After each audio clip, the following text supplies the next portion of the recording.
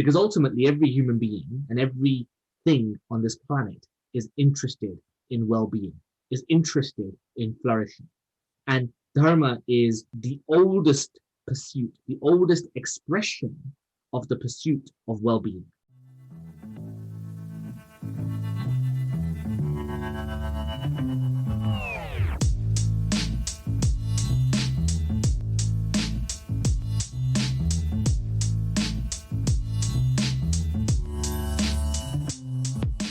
Hello and welcome to the VM podcast. My name is Sumit Sharma and it is my great privilege to bring this exciting new project to your ears. Vichaar Manthan, for those of you that know, has been around for 10 plus years. We have been exploring modern British problems and issues with a Hindu civilizational lens. This summer, we had a very successful conference called Sustainable Narratives 2020. It's the first one we put together. All the videos are online and I encourage you to go and view them. Off of the back of this, the VM podcast, this project was born. And it is an opportunity for us to get involved with the audience to explore these ideas that much further. So whether you're in your car on the way to work or you're tuning in from at home or you're on your morning walk, we encourage you to interact, to engage. You can find us on all the social media platforms. And I want to know the questions that you have for our guests. Very privileged today for our first guest, which is Dr. Sachin Ji Nandha. Sachin Ji, welcome to the show. Real pleasure, Sumit Ji. Thank you very much for having me. Awesome. So for those that don't know, Sachin Ji is a very well-educated man. You're going to have to tell us who and what you are about. I'm not sure about the educated in the Platonic sense, but certainly I have a few qualifications. So I have a background originally in engineering. I then went on to study Christian Islamic theology. I then did a postgraduate in philosophy and specialized in liberty and liberalism. And what do you do by day? What is your daily profession? Well, when I was doing my PhD, I recognized that I didn't want to be an academic, at least not at the age of 30. So I refused to go into academia. And so for my sins, I ended up joining a strategy consulting house. And now I work in private equity. Brilliant. So Sachin Ji is the CEO of a private equity firm. Lots more, I'm sure we'll explore on some of those topics to do with the finance world and how to regulate money. But today we are going to be exploring Dharma. The VM podcast, for those of you at home, please subscribe, please like. Topic 1 today, we are exploring Dharma with Dr. Sachin Ji Nandha. Before we go into that, Sachin Ji, I need to understand why a topic like this is important to you. I think this is actually Sumit, really important for all of us, right? Because ultimately, every human being and everything on this planet is interested in well-being, is interested in flourishing. And Dharma is the oldest pursuit, the oldest expression of the pursuit of well-being. So I think we're all interested in well-being, and therefore we're all interested in Dharma, or at least we ought to be.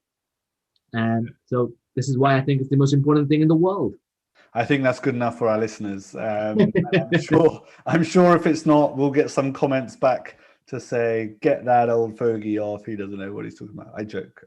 We are very privileged to have you. Those that don't know, Sachin Ji is the international coordinator of Vichaar Manthan. For those of you that have not interacted with Vichaar Manthan at the moment, I encourage you to go to vichaarmanthan.org. You can go back and watch some of our old fireside conversations and Vichaar Manthans. We have been discussing all types of topics, from prostitution to decentralized finance to the pandemics. And like I said, this summer we had the Sustainable Narratives Conference, which was all about, the 5 cornerstones of society, the 5 pillars that make up society, things like governance, things like wealth, religion, culture, literature.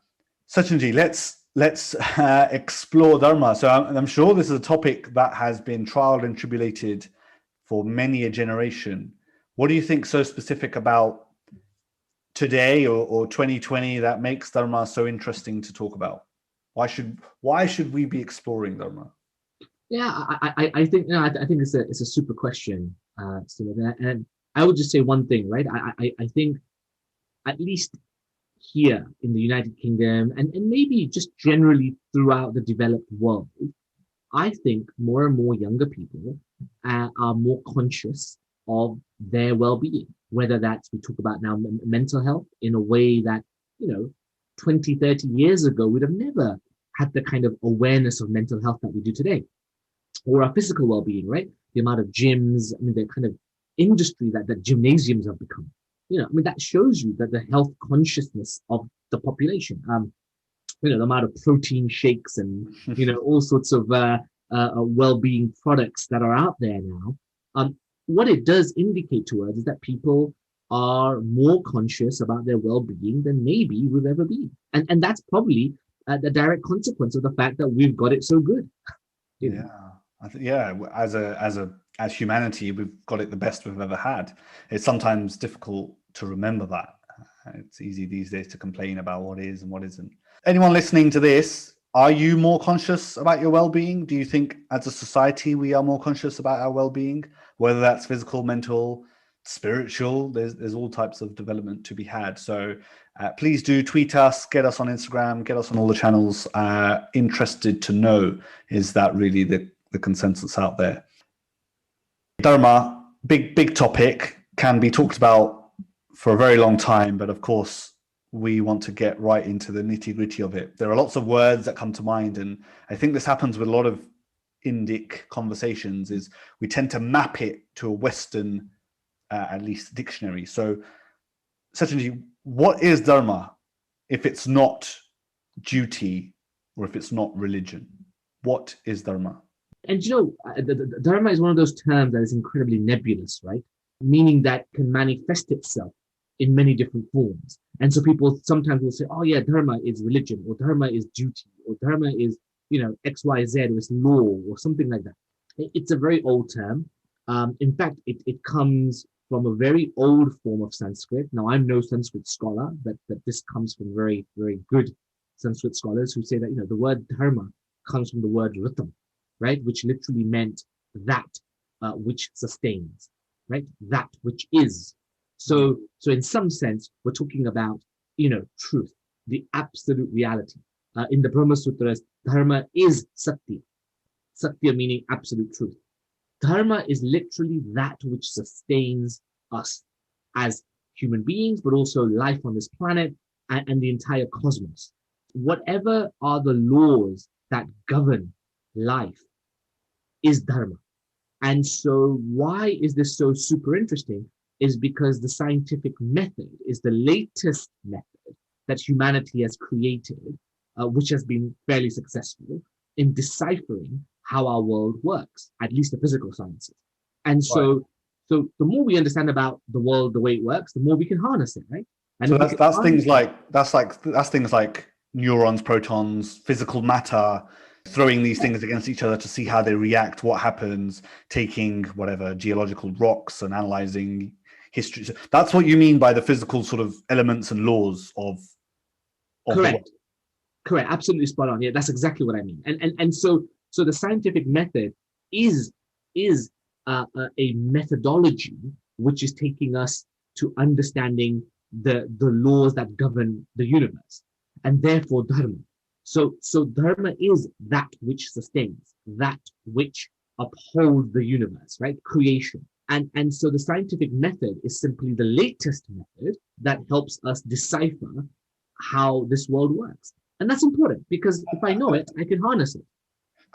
Okay, so hold on. Physical level was with you up till that point. Yep.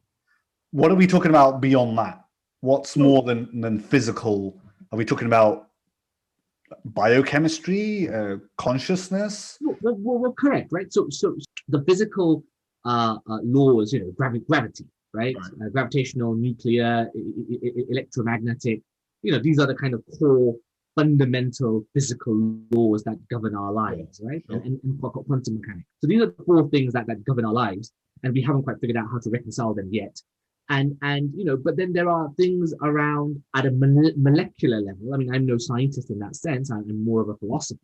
But even at the molecular level, we have a much deeper understanding of how our bodies function, right? We're now beginning to understand there's something called consciousness, and it's deeply perplexing, that consciousness is a direct result of my biochemistry, of my physical nature. So there are a bunch of scientists out there that are got people in labs and they're reading their minds? Absolutely. So there are labs now. The most famous one is probably at the Santa Barbara Institute in California. Right. Where they are literally getting people who do, for example, lots and lots of pranayama, right? Okay. So certain breathing techniques, and they are monitoring and their biochemistry. Affects them sort of physically, biochemically. That's very interesting. Right. So same way, we're beginning to understand how consciousness is affected by our biochemistry, right? By our physical nature. And if you can alter that, you can begin to alter experience. And if you alter experience, well, what it means to be human, what it means to be you is rooted in your consciousness, right?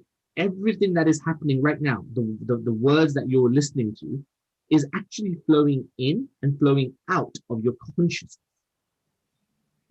You are your consciousness. Right.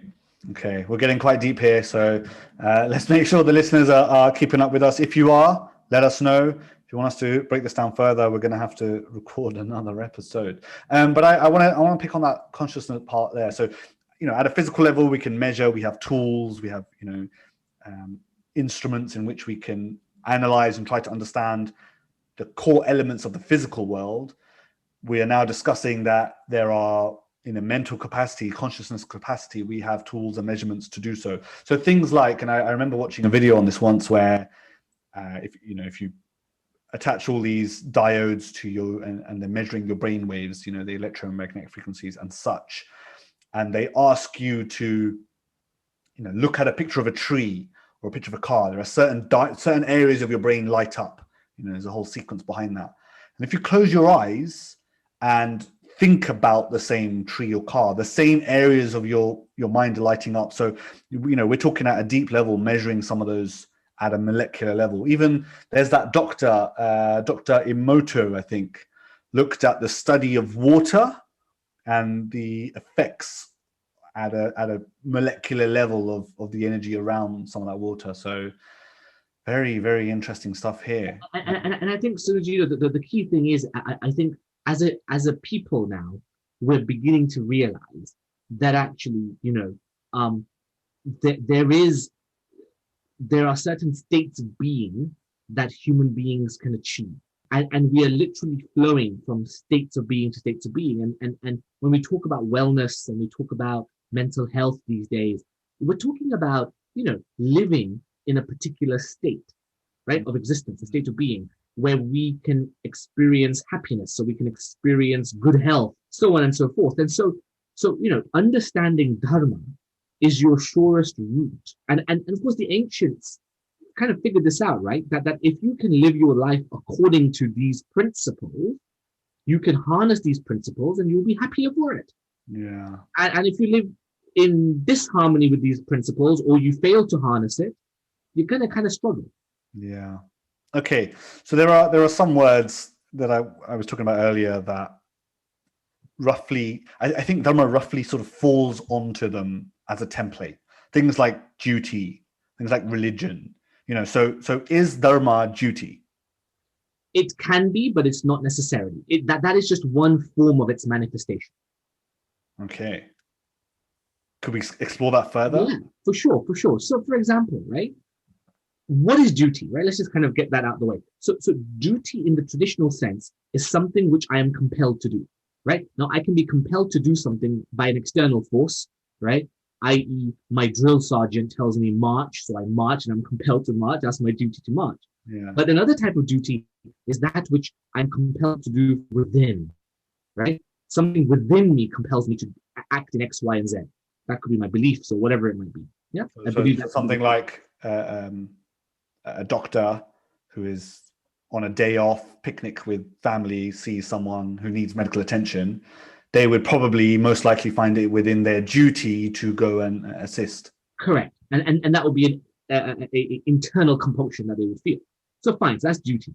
So is Dharma duty? Well, no, it's not. Definitely not. But Dharma can manifest itself as duty if you can understand Dharma. So I'll give you a very simple example.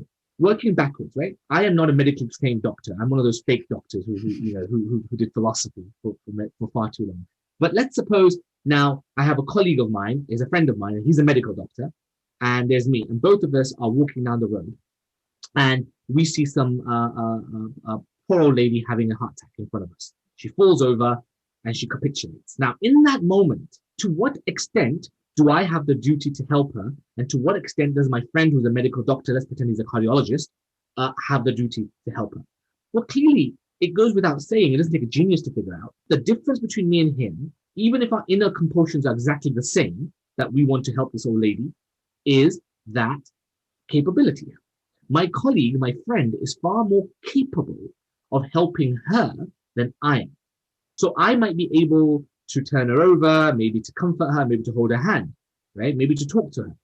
He, however, is going to be far more capable in diagnosing, prognosing, helping, resuscitating, God knows what, right? Yeah. So therefore, now you see his capability innately makes him more duty-bound towards her well-being than I am. Yeah, So it kind of makes sense, right? And you can apply that to anything. Not, I mean, this is obviously a simple example, but so capability. So, I mean, what's the question there? Is capability what important? Right. So there you see. So when we talk about dharma and duty, what we're actually saying is hey, your dharma is not duty per se. Your dharma is to develop your capability, because if you become more and more capable, you'll become more and more duty bound towards others, Sure. right? So now, what is capability? Well, capability is effectively just your skills, so your physical skills that you have in order to respond to a particular given situation, Right. and your character, right? Your character, that thing that we don't really talk about in modern days anymore. You know, character is never discussed in our schools, for example. But when you put character and skills together, you get capability. So dharma focuses on your skills and your character. Ability to respond. It's very interesting. Yeah, you're right. I don't think character is spoken about. So Character Workshop 101 coming soon to the VM podcast. That'd probably be an interesting topic. If you want to hear about character, email in. Let me know who you think would be a good guest. Character Matters. It's a speech that was done recently on Vani. So maybe we can go back and watch that, see if there's some interesting concepts to pull out. Lots of great mic drop moments in there somewhere. I'm going to rewind back to, so Dharma is not duty. And we spoke about your capability and improving your skills. Okay, here's an example, right? A manager at a company, right? It is through their skill and character do they harness a successful team. If that manager might have had the greatest skill, but lacked in character, there will be cracks in that management technique, and you can do them the other way around. So all in harmony, all in balance is the best way to go. So Dharma is not duty. Is Dharma religion? Certainly not. I think that one's you have to do some serious mental gymnastics to fit that in. So shoehorn that into religion. You see, religion in the traditional sense of the word is basically an organized set of beliefs centered around a supernatural being, some sort of creator force, some sort of conscious creator force that created everything. Dharma has nothing to do with the creator force. Dharma doesn't even require the God in that sense of the kind of Abrahamic sense, right, or the personal Godhead at all. Dharma, in that sense, is very much a secular term, and so I think it's very hard to pigeonhole Dharma into religion. Very hard indeed. And I think the mistake comes out because of just lack of linguistic hygiene amongst translators and then modern day speakers, right? So you said duty was a manifestation of Dharma. Could religion also be a manifestation of Dharma? Well, in the same sense that, look, three important concepts, right, that we can bring in, which can apply to any human being, right? And therefore, obviously, religion is Heet, meet, and Preet, right? So you got Heet, which is, hey, look, I just want to be beneficial, right? I want to be useful. I want things to be beneficial for me. But then I also actually, if I've got any sort of sense of connectedness to my world, then I want to kind of help others and I want to be around and be useful for others. That's beneficial. Meat is effectively, I want to cause least harm, right? I don't want to be harmful to anyone, under any pretense, but, I want to minimize my harm. And number three is compassion. Am I acting out of a sense, out of an intention of compassion for the other and myself? So am I a compassionate human being? Now, those three things apply to all human beings. And so naturally, every religion on this planet will say, yes, you should make yourself beneficial, you should not cause harm, and you should be loving and compassionate. Pretty much every religion will say that. And therefore you can say, well, Dharma is also religious. No, it's the other way around. Right. It's that religions harness these dharmic principles. Sure. So if you are dharmic, then you're probably religious? Not necessarily, right? So in fact, I would say the other way. Most dharmic people generally will be plural. And when you're plural, in the sense that you are open-minded, you are always able to absorb the truth as you experience it, and you're able to cognize it. You're not living in dogma. You're not abiding by doctrines. The religions in the traditional sense, by the very definition of religion, they have to have some sort of hierarchy, priesthood, sure. Temples, mosques, churches. That's not what we're talking about here.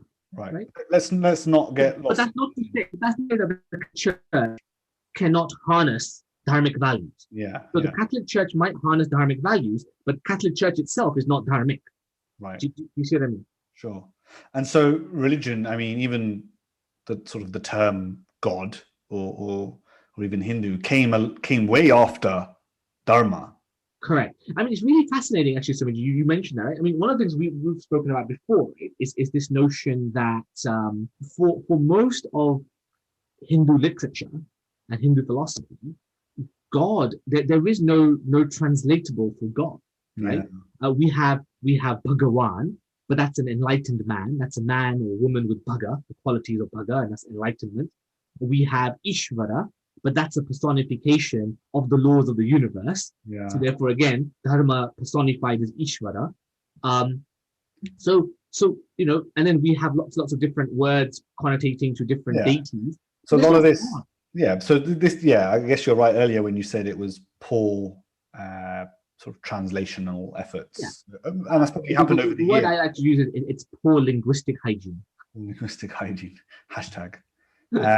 What other examples of poor linguistic hygiene do you think are out there? Listeners at home, maybe let us know.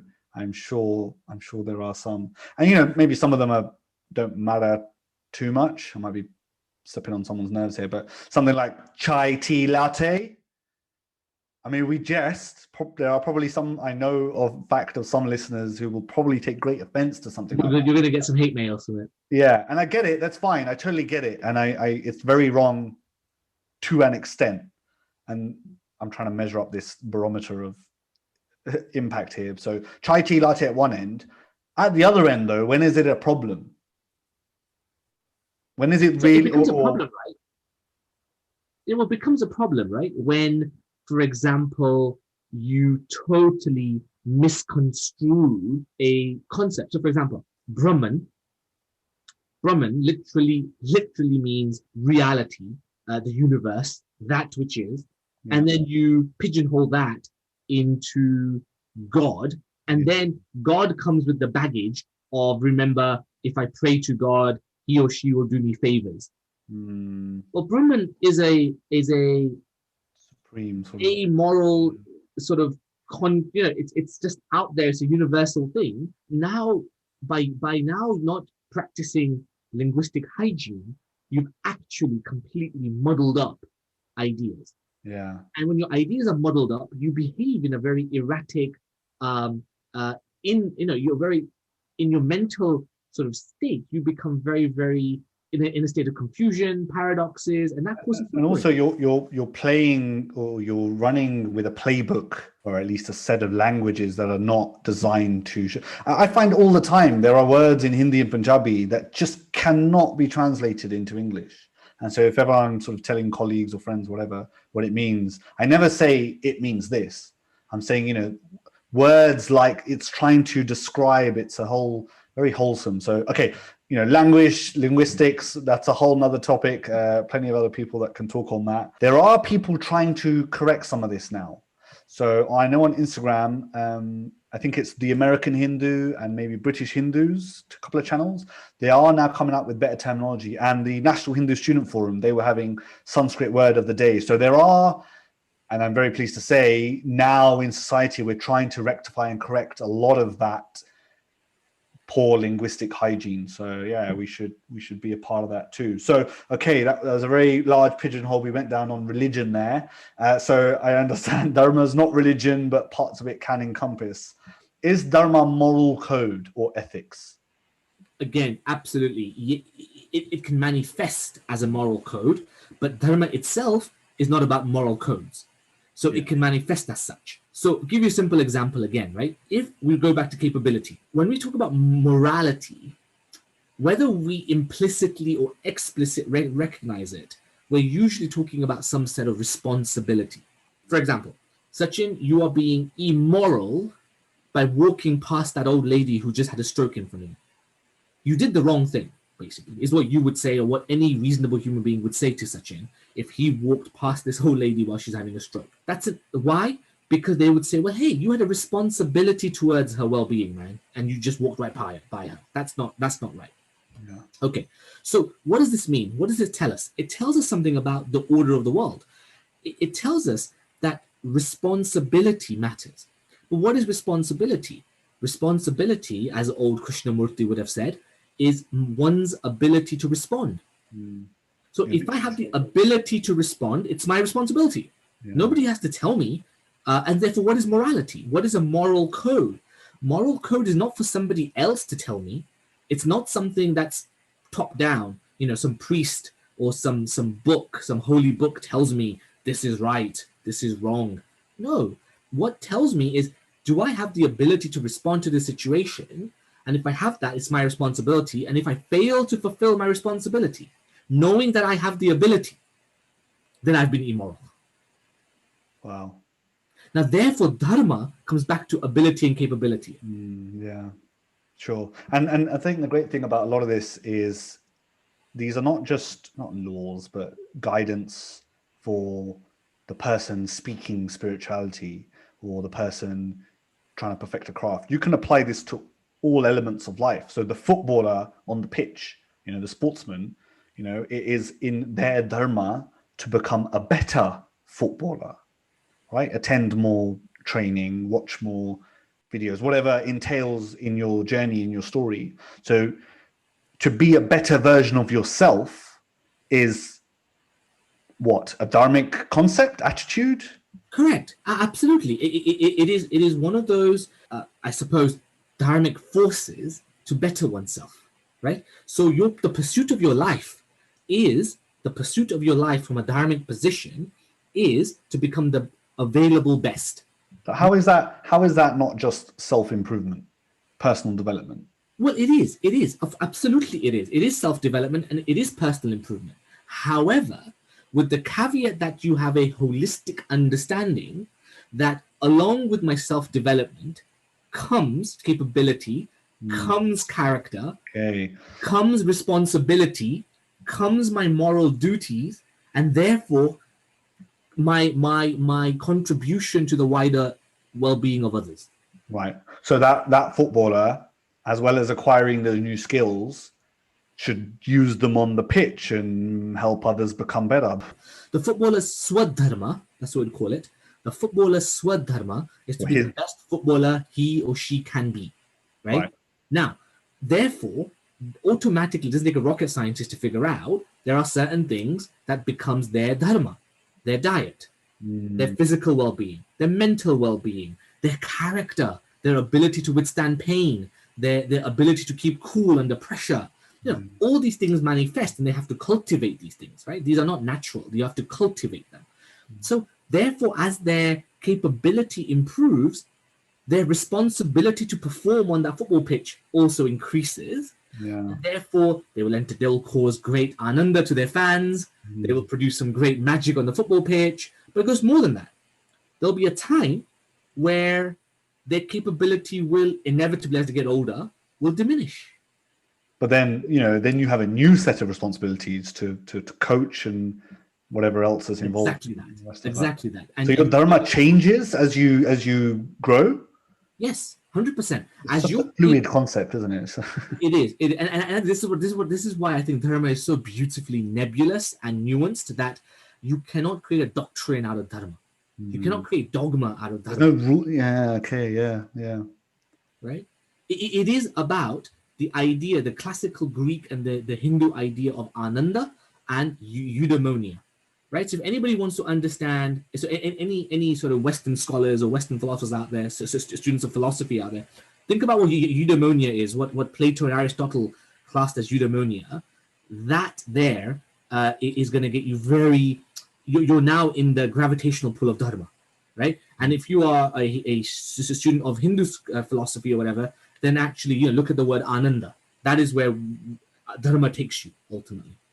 Using big words. Do you want to define some of those for the audience? So you do what? Eudaimonia is basically the Greek term for absolute well-being, right? And again, I've touched on this already with dharma.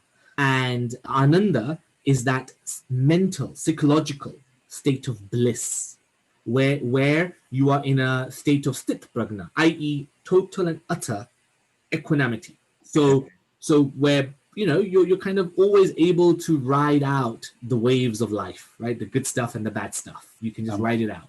With that responding ability, you say riding out the waves of life, any hurdles that come towards you, it's merely your ability to respond to those that determines the actions that happen thereof. So dharma, obviously, we're exploring. So we mentioned adharma and swadharma. Can we just define those very quickly for the audience? Yeah. So adharma is literally not dharma. So i.e. when you are in disharmony with the way in which the universe functions, you're going to struggle, right? You're going to go opposite. So you're going to lose your physical health. You're going to lose your mental health. You're going to intellectually not understand the world. And you're generally kind of in a state of diminishing. So you're not building your capability.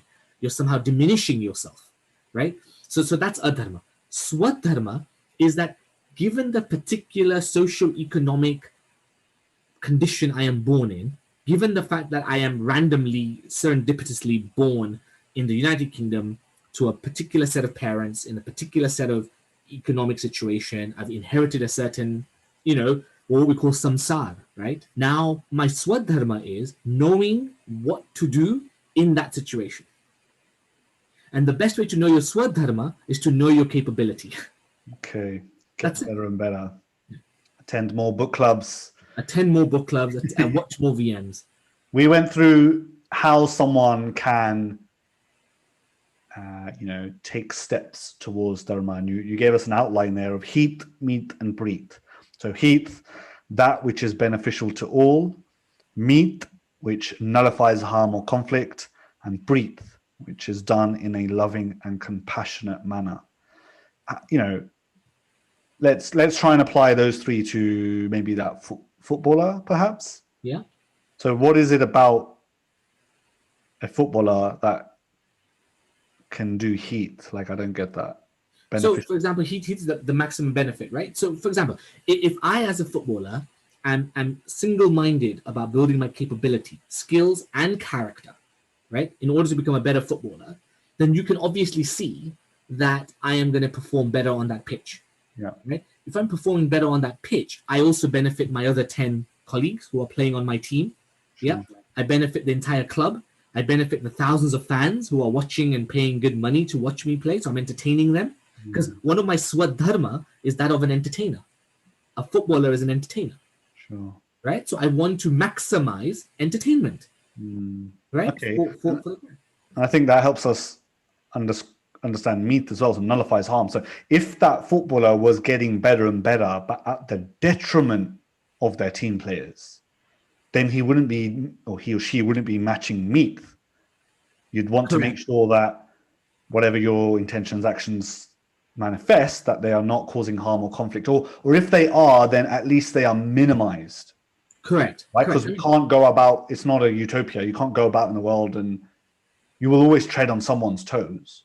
But so long as maybe that wasn't intentional, or at least you weren't wearing your steel toe cap boots. I'll give you a simple example, right? So in a football pitch, again, that's that football analogy. So I'm a footballer. It is my swadharma to represent my club, right, to the best of my ability.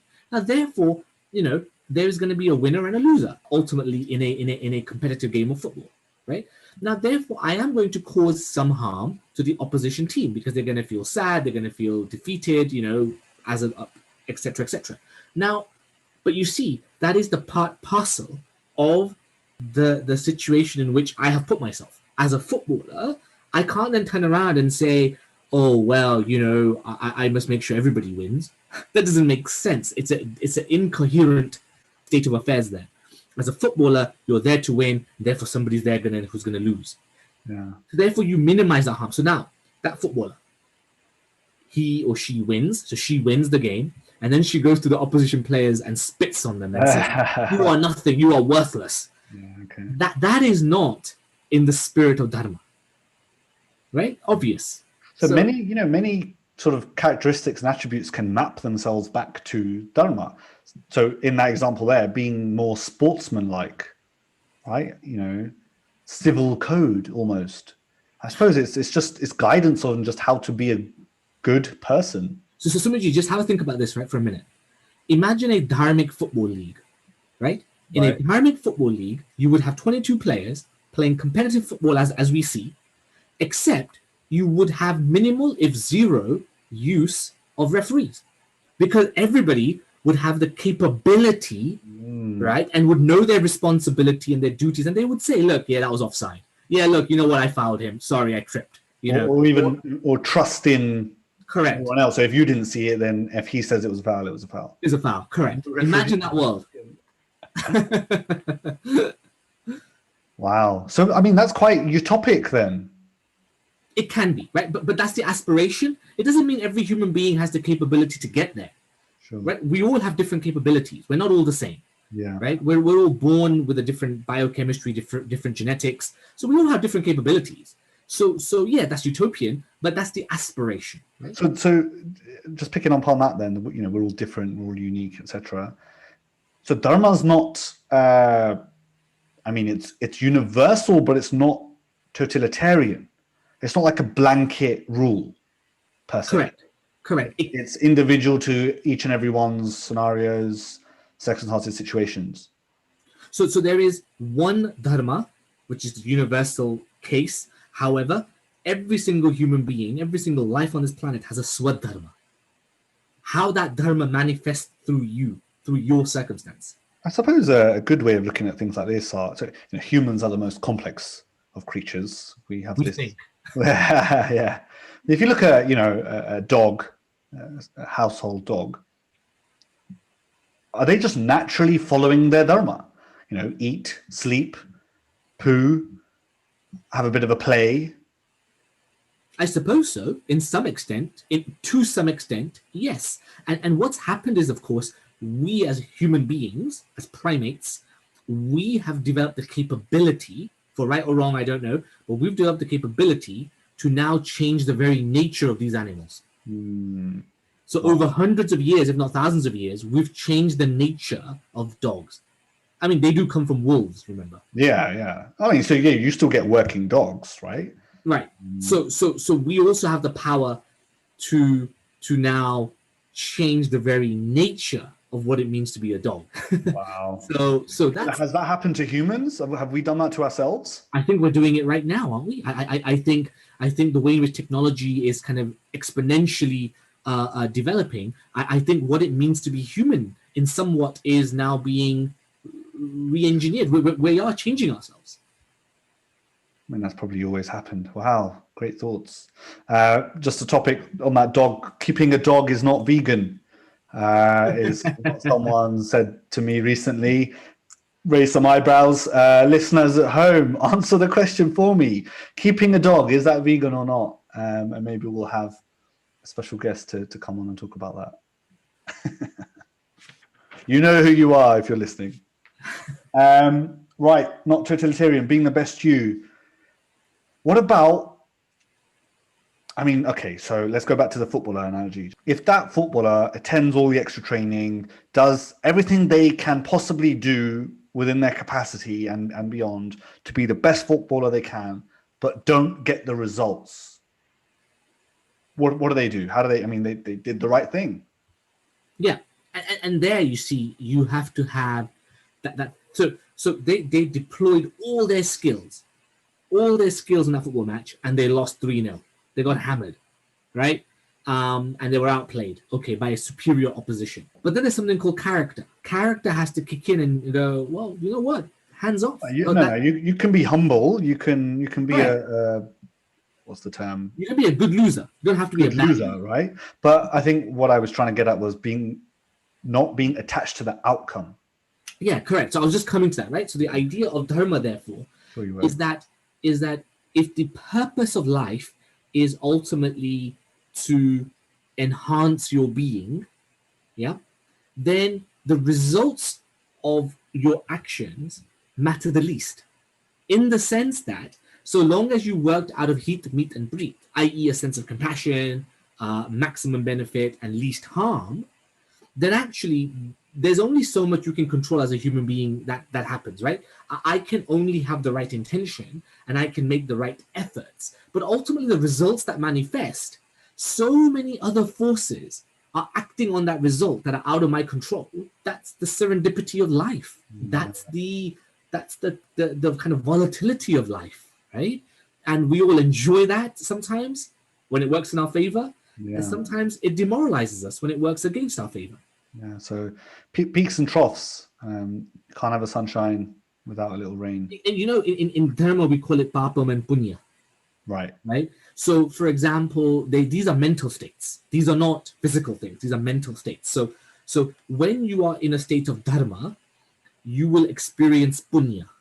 And when you are in a state of adharma, you will experience papam. So what are these things? So punya is anything which basically leads you to a higher state of consciousness, right? So for example, I try my best, I get hammered in my football match, I lose 3-0, I feel depressed. But except if I'm in a state of dharma, right? So I'm cognizant of what's going on, I'm aware, and I am detached from the resulting consequence of my efforts, then what will happen is I will take the defeat on the chin, as it were. I will go back to the drawing room with my coach, and we will have very positive reactions to that defeat, i.e., a punyam out of that defeat is that I will be more motivated. I will look to enhance my skills even more. Yeah. I'll develop resilience, mental resilience. Yeah. Okay. If, however, I've deployed my skills, I got hammered 3-0, but I'm in a state of adharma, I'm going to take that very personally. I'm going to say, I'm not good enough. I am never going to be able to beat them. I am doomed to fail. You know, and these are the narratives that human beings suffer with. Millions of human beings, right? You and I suffer with those kind of phrases in our minds. And they're so devastating. That's Papam. And it's bigger than just the football player on the pitch. We're talking about life. Life. Right? And so when things happen, you know, family, health, wealth, whatever, we come across challenges in life. You're saying to think about punyam or papam state that we are in those moments. Yes, correct. And papam is anything which leads you to kleshas. So kleshas are basically unhealthy mental states: anger, lust, jealousy, envy, all of these sorts of very diminishing mental states, right? They diminish you as a human being. Punya are higher mental states which lead you to become a better human being. So motivation, love, compassion, forgiveness, these are punya. Yeah. So anything that leads you into a negative state of affairs is papam, and anything that leads you to a positive state of affairs is punya. Brilliant. So for the listeners, then let us know what areas of your life are punyam, what are papam. You know, how are you trying to get to a more wholesome state of mind? What gives you happiness, bliss, and security? We're going to transition into a quick fire round. So for any of our future guests that will be appearing on the show, be prepared. This is something you're going to have to face, but we'll call it what it means.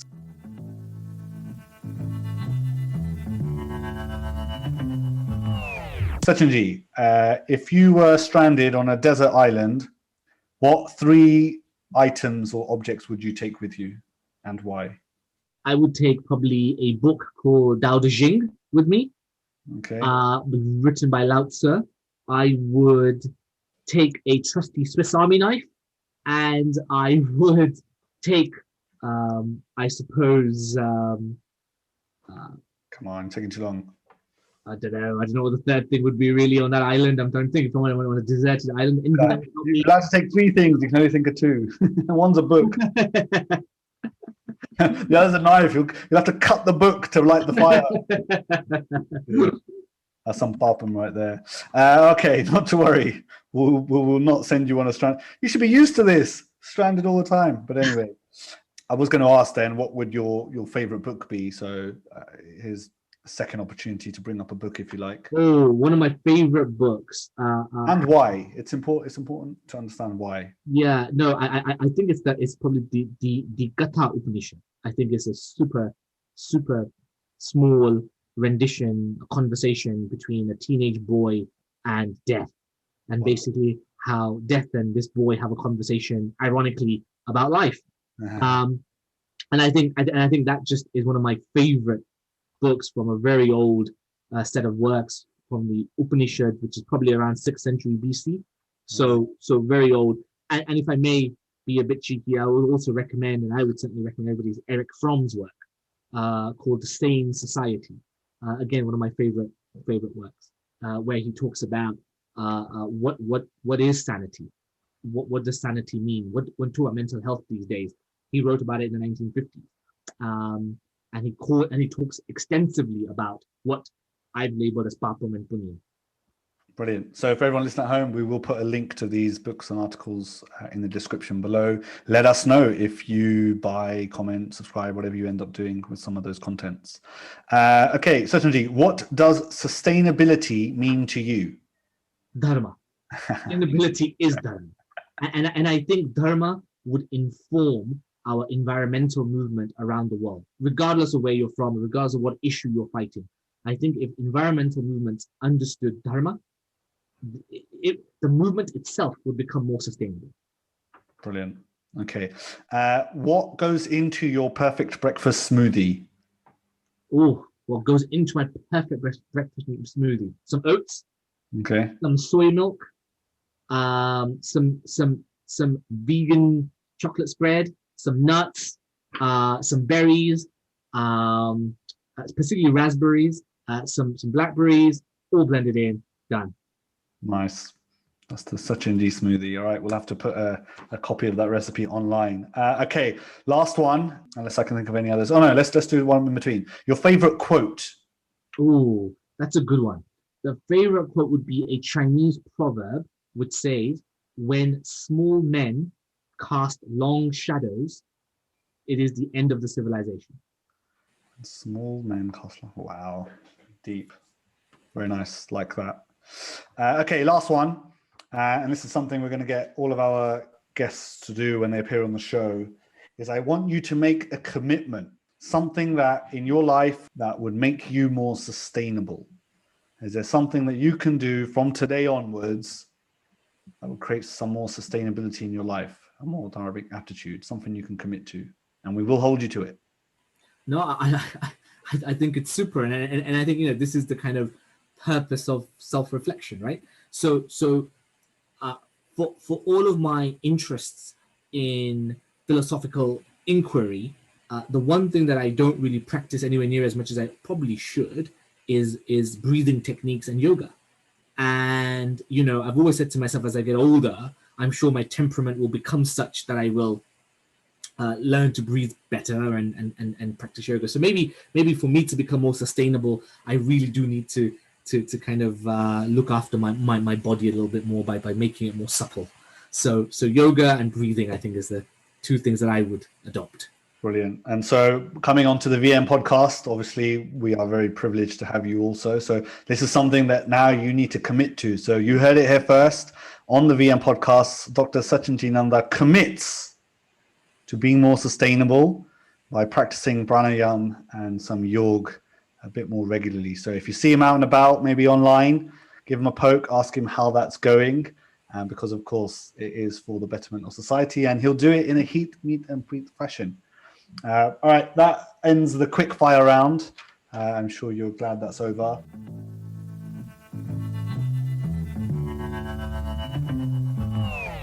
Let's circle back to our topic, and not for long. Let's give our listeners something to go away and think about. I mean, Sanatan just means timeless, right? Or universal. So timeless Dharma. And that is the unmanifest Dharma, right? So as I mentioned, there is Dharma as an idea, Dharma that is unmanifest. But as soon as that Dharma sort of cascades down into the human world, it becomes swadharma. What? So is that because we look at it more relatively? Correct. So effectively, each and every one of us ultimately is bound by our consciousness, right? I experiencing this particular podcast, this particular conversation in my consciousness, as you are in your consciousness, and as the listeners are listening in their consciousness. And therefore, we are bound by the limits of our consciousness. So therefore, naturally, the way in which Dharma will pronounce itself through our lives is by the limitations of our consciousness. But of course, Dharma itself, so Sanatan Dharma, the timeless, universal Dharma, is obviously vast and broad. But that cascades into a swadharma because of my limitedness. And that's my relative truth, right? That's my relative view of life and vision. So something simple. So if Dharma is that absolute truth, is that Satya? That's Satya. That's the right way to, okay. And so mistaking the relative truth for the absolute truth is then your Tatya. Correct. Absolutely right. And how do you navigate between Satya and Tatya? Well, I mean, maybe how do you identify and then how do you navigate? Yeah, that's a super interesting question. In fact, that is the riddle of all moral dilemmas, isn't it? That when is something Satya and when is something Tatya, right? So Tatya being, as you rightly said, truth according to me, right? As a personal human being with my limitedness. And Satya is that which is the truth regardless. That is the case, regardless of who and what and when. And the reality is the ancients in the Brahma Sutra said Satya equals Dharma, or Dharma is Satya.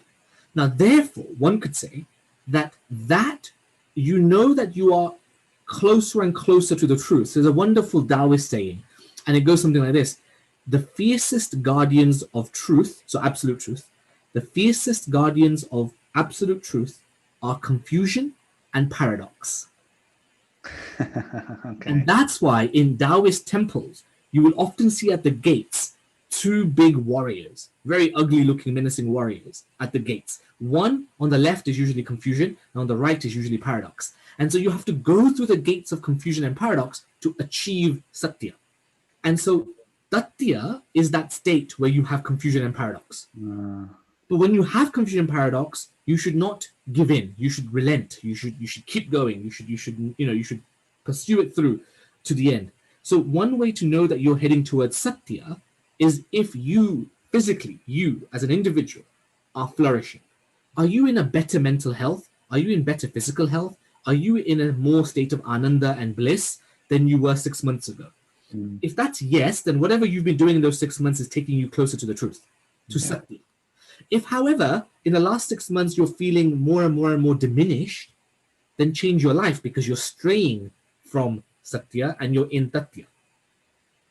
And sometimes the surest way to know where you are is to look at listen to your own body, listen to your own mind. Yeah. It will tell you in those quiet moments, when your head is on that pillow at night, you will know whether you're flourishing or not.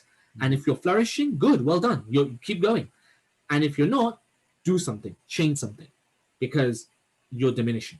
Yeah, it's true. We all know deep down, if we are in a good place or a bad place, and we've probably been in better places. So maybe following your dharma is to improve your mental, physical, spiritual capacity, and be a more wholesome, more rounded person. I'm sure there's plenty of other things that we could touch upon to do with the Bhagavad Gita, Krishna, Arjuna, and many things to do with Dharma. Like I said at the beginning, we would never have enough time but I think at least we've begun to explore some of the fundamentals of Dharma. So I think as we draw to a close, Sachin Ji, is there a call to action or any parting thoughts you would like to share with the audience? If someone's tuned in for the first time today, what's maybe the one thing you'd like them to take away? Do you have a summary on what the exploration of Dharma looks like? I think the key thing to understanding Dharma is to understand oneself, right? And to understand oneself, I think even more than religious texts, study literature, study poetry, study philosophy, study drama, study these things in the sense of not with a pen and paper, but I mean in terms of read it, enact with it, engage with art, engage with music, engage with things that will take you towards punya, right? Things that physically, emotionally, intellectually take you towards a state of happiness or ananda. Pursue that. And you should be sensitive, and it's called vivek, right? Vivek, to discriminate between those things that take you towards punya and discriminate against those things that take you through papam. Anything that leads you to papam, limit, and anything that takes you to punya, enhance, maximize. And I think if human beings became more cognitive, more conscious about these things, then I think we would all be far more empowered to lead better lives. And I think Dharma ultimately is about flourishing. It's about you becoming a more stronger, better, healthier human being. And so I would say, the first step to all of this is by just becoming comfortable with this idea of Dharma and not pigeonholing it into any one particular thing like that. Brilliant. Thank you very much, Sachin Ji. So lots of great bites in here. I've certainly learned a lot about Dharma, as I always do. So for those at home, I want you to message in whatever social media platform that might be on. We're on all of them, but drop some comments. We need to know, is this the type of thing that makes sense? Have you etched just that little bit closer to what Dharma is? Do you understand what Heet, Meet, and Preet are? Can you recognize areas in your life that take you towards punyam or towards papam? And are you being the best version of yourself? Are you following your own Dharma? And if Dharma means something different to you, I want to hear about that too. We are a pluralistic society. We're an organization that believes in the churning of ideas and thoughts. So please do message in. Please do share this episode with anyone that you think can do with listening. And let us know what else you want us to talk about. VM Podcast, brand new project by Vichaar Manthan, and here to serve the people. Let's get these dharmic conversations flowing. Sachin Ji, any passing thoughts, any wishes of success for the VM Podcast? It's been a real pleasure. I think this being the first one, I hope you have many, many more. And I think it's a great service, and keep going. Brilliant. Thank you very much, Sachin Ji. Thank you for having me. And thank you to everyone listening at home. I look forward to your comments and stay tuned for another episode of the VM Podcast. Namaste.